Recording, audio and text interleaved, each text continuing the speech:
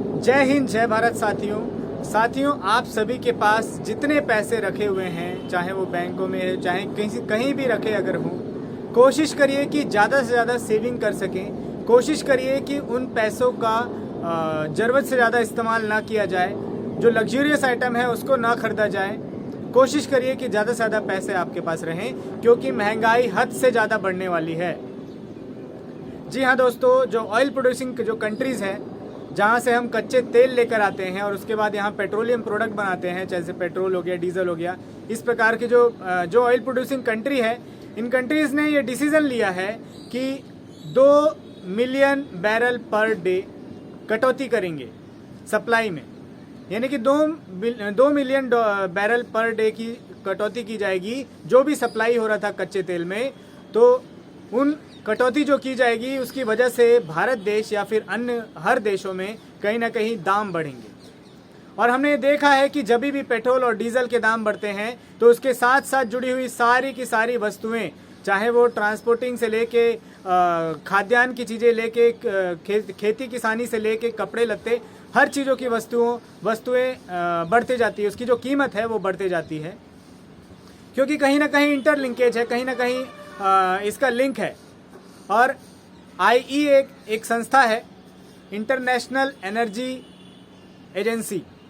ये संस्था के द्वारा एक रिपोर्ट भी जारी किया गया है कि यदि 10% पेट्रोल के जो प्राइस है उसमें इंक्रीमेंट होता है, यदि 10% इंक्रीज होता है पेट्रोल के दाम, तो जो खाने पीने की जो वस्तुएं हैं, जो चीज़ें हैं, उनमें कम से कम 0.9% का इंक्रीज हो जाता है। जो उनकी वैल्यू है उसमें बढ़ोतरी की जाती है। यानी कि हम मोटा मोटी ये मान के चल सकते हैं कि 10% अगर पेट्रोल के दाम में बढ़ोतरी होती है, तो जो भी चीज़ें हम जो खरीदते हैं, खाने पीने की वस्तुएं हो गए, साग सब्जी हो गए, इसमें 1% का कम से कम बढ़ोतरी मिलता है। अब ये समझिए कि ना तो इसके लिए केंद्र सरकार प्रिपेयर है, ना ही केंद्र सरकार ने ऐसा कोई प्लान किया है, ना ही कोई ऐसा एक्टिव मेजर्स लिया है केंद्र सरकार ने, ना ही कोई प्रिवेंटिव मेजर्स लिया है कि ऐसी सिचुएशन को रोका जा सके या फिर ऐसी सिचुएशन में किया क्या जाए। क्योंकि जो लोग हैं उनके पास जो सैलरी आ रही है वो सैलरी उतनी की उतनी ही आ रही है, जो सेविंग हो रही है वो केवल उतनी की उतनी है, लेकिन महंगाई दिन ब दिन बढ़ती चली जा रही है। और इस महंगाई को रोक पाना आज की डेट में अब केंद्र सरकार के भी हाथ में नहीं है, क्योंकि केंद्र सरकार ने भी पहले ही पल्ला झाड़ चुका है कि पेट्रोल और डीजल के जो दाम हैं वो सरकार के हाथ में नहीं है। तो यदि जब सरकार के हाथ में पेट्रोल और डीजल के दाम नहीं है, और जब पेट्रोल और डीजल का दाम बढ़ेगा, तो जाहिर सी बात है ऐसी सभी वस्तुएं जिनसे कहीं ना कहीं पेट्रोल और डीजल या ट्रांसपोर्टेशन का जो माध्यम है वो लिंक है, वो सारी वस्तुएं का जो प्राइस है वो बढ़ेगा। और कहीं ना कहीं ये जो प्राइस है, इसका जो भार है, ये आम जनता के ऊपर आने वाला है। खाने पीने की चीज़ों से लेके हर चीज़ें महंगी होती चली जाएगी।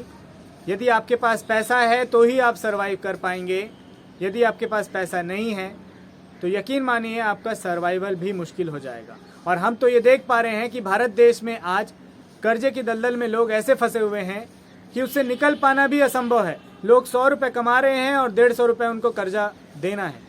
आज की डेट में लीगल नोटिस तक चले जा रहे हैं, ऐसे लोगों के पास लीगल नोटिस भेजे जा रहे हैं, जो लोग अपना दिनचर्या भी नहीं अच्छे से गुजार पा रहे हैं, जो लोग अपनी रोजी रोटी भी ढंग से कमा नहीं पा रहे हैं।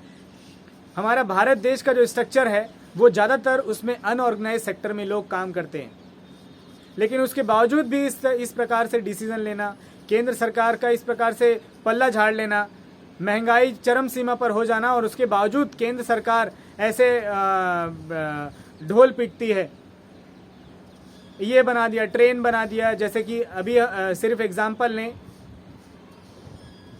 एक ट्रेन है पूर्वांचल एक्सप्रेस, एक ट्रेन का उद्घाटन हुआ था, उस ट्रेन से भैंस टकरा गई। अब ये समझिए कि वो नई ट्रेन बनाई गई। 30 सितंबर को ट्रेन का उद्घाटन हुआ, और 30 सितंबर को ट्रेन का उद्घाटन होने के बाद अक्टूबर के महीने में ट्रेन का एक्सीडेंट हो जाता है, और भैंस से एक्सीडेंट होता है और ट्रेन का पुर्जा टूट जाता है। विडंबना ये है, ये सोचिए कि कितना करप्शन हुआ होगा इसमें, कितना ज़्यादा करप्शन हुआ होगा। वो उस ट्रेन का नाम है वंदे भारत एक्सप्रेस। वंदे भारत एक्सप्रेस एक ट्रेन है, उस ट्रेन से भैंस टकरा जाती है, और भैंस का तो पता नहीं क्या होता है, लेकिन जो ट्रेन है ट्रेन टूट जाती है, ट्रेन का जो सामने का स्ट्रक्चर है वो डिफॉर्म हो जाता है। कितना करप्शन है सोचिए भारत देश में। एक तरफ ऐसे लोग जो करप्शन की प्रैक्टिसेस करते चले जा रहे हैं, हिस्टोरिकल कल्प्रिट हैं, और एक तरफ ऐसे लोग जो अनऑर्गेनाइज सेक्टर में काम कर रहे हैं, जिसके लिए जीना भी मुश्किल हो गया है। केंद्र सरकार को इस पर एक्शन लेना पड़ेगा, इस पर इंटरवीन करना पड़ेगा, आगे आना पड़ेगा, आप जैसे लोगों को बोलना पड़ेगा, आम जनता को अपनी आवाज़ को उठानी पड़ेगी। हमको और आप सभी को एक होने की ज़रूरत है। इस भारत देश को फिर से एक होने की ज़रूरत है। उन तमाम लोगों को एक होने की ज़रूरत है जो शोषण के शिकार बने हुए हैं। दो ही वर्ग है। हमारा मानना है कि भारत देश में केवल दो वर्ग हैं। एक वर्ग जो शोषक वर्ग है और दूसरा वर्ग जो शोषित वर्ग है। तो यदि आप शोषित वर्ग में से हैं तो संगठित हो जाइए, साथ मिलकर एक लड़ाई लड़ेंगे, साथ मिलकर जो भी आपके ऊपर कर्जा हो चुका है।